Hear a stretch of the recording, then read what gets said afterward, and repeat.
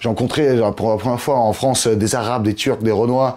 Et pareil, tu vois, genre, on se mélangeait tous au quartier. Et quand j'ai découvert tout ça, je me dis, j'avais pas accès à ça en Russie.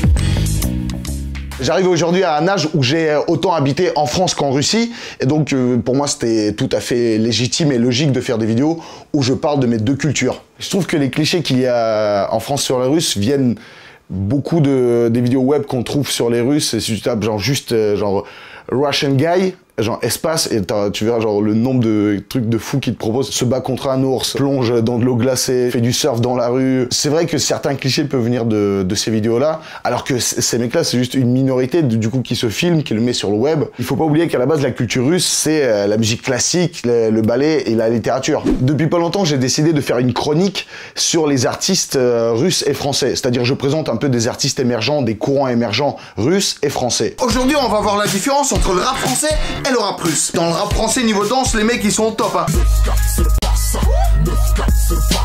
Bon, en Russie, même dans le rap, on reste sur des danses un peu plus traditionnelles.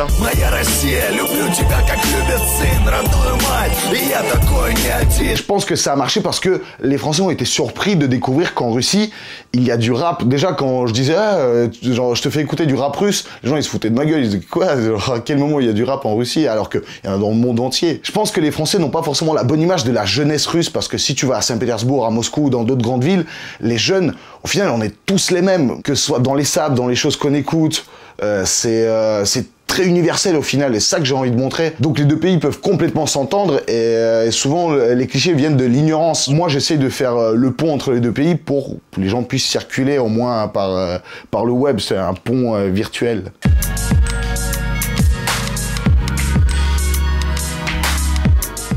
Ne soyez pas refroidis par le fait que les gens ne sourient pas. Parce qu'en Russie, en fait, il y a cette histoire de carapace qu'il faut casser. Ensuite, tout le monde est super gentil. Les Russes ne sourient pas pour rien, en fait. Ils n'ont pas cette culture du sourire d'accueil, du sourire de politesse. Ils sourient seulement si tu les as fait rire ou si tu leur as fait plaisir, par exemple. Et un deuxième message pour l'équipe de France. Les gars, lorsque vous avez rencontré l'équipe de Russie sur le terrain, s'il vous plaît, allez-y, tranquille, mollo. C'est du foot. Faut qu'on arrive en 8e au moins.